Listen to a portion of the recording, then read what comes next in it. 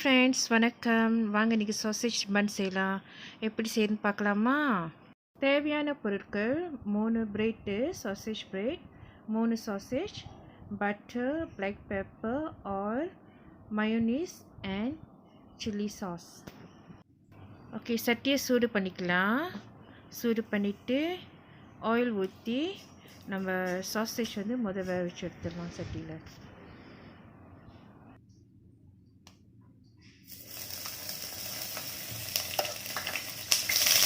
Okay, இந்த breakfast இது ரொம்ப சீக்கிரமாக நான் செஞ்சு கொடுக்கலாம். பிள்ளைங்களுக்கு ரொம்ப பிடிக்கும். ஸோ இடையில டீ பிரேக்கு அவங்களுக்கு பசி எடுத்துச்சு, இல்லை ஏதாவது சாப்பிட்றன்னு தோணுனா கூட நம்ம சட்டுன்னு இந்த மாதிரி சாசேஜ் வேக வச்சு பிரெட்டை ரெடி பண்ணி அழகாக கொடுக்கலாம். சரிங்களா? ஓகே, சாசேஜ் இருக்கிற இந்த இடைவெளியில் நம்ம பிரெட்டை எடுத்து நடுவில் 2 வெட்டிக்குவோம். ஸோ இப்போ நான் வெட்டி காட்டுறேன் எப்படின்னு. பன்னு இப்படி தான் இருக்கும், ஒட்டி தான் இருக்கும்.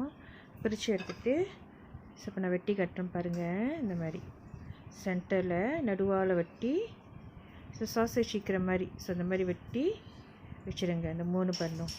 சரிங்களா?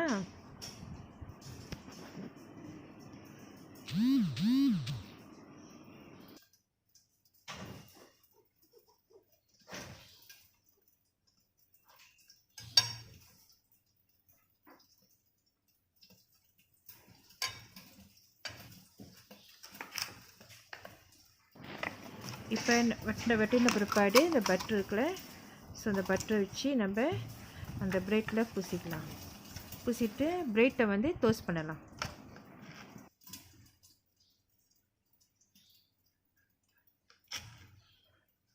ஸோ ஈவனாக பூசினோம். ஸோ 3 பட்டர்லையும் நம்ம ஈவனாக அந்த பட்டர் நீங்கள் பூசினீங்கனாக்கா டோஸ்ட் பண்ணுறப்ப அது சரி சமமாக நல்லா டோஸ்ட் ஆகிரும்.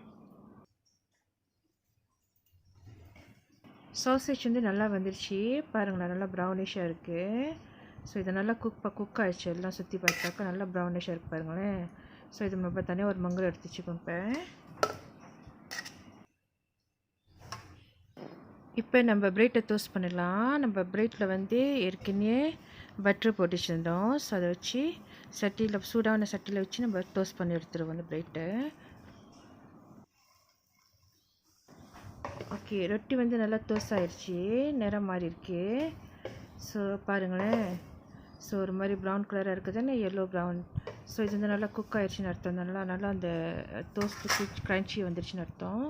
இதேமாரி இன்னும் 2 பிரெட்டும் போட்டு நம்ம டோஸ்ட் பண்ணி எடுத்துடலாம்.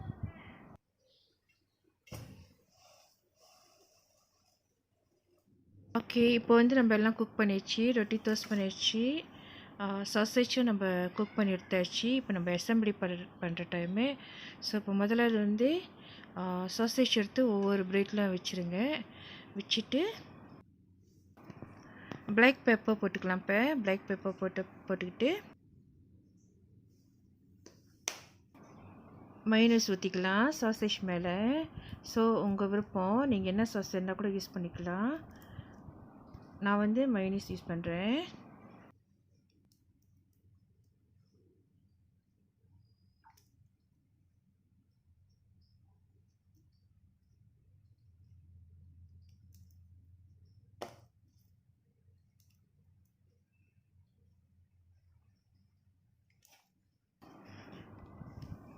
சில்லி சாஸ் போட்டுக்கலாம். மயோனீஸ் ஊற்றிட்டு சில்லி சாஸ் போட்ட பிற்பாடு பார்க்க ரொம்ப அழகாக இருக்கும் அந்த colour, red and white.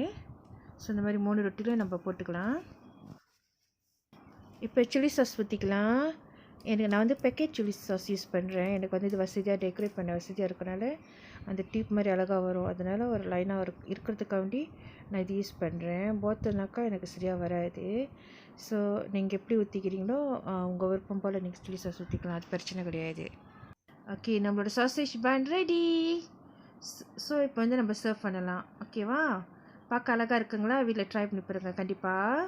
So குழந்தைங்களுக்கு ரொம்ப பிடிச்ச ஃபேவரட்டான ஃபுட் இது, one of the food. Okay, thank you for வாட்சிங். ரொம்ப நன்றி பார்த்ததுக்கு. இதோட நெக்ஸ்ட் நம்ம ரெசிபியில் மீட் பண்ணலாம். பாய், ஹேவ் அ குட் டே.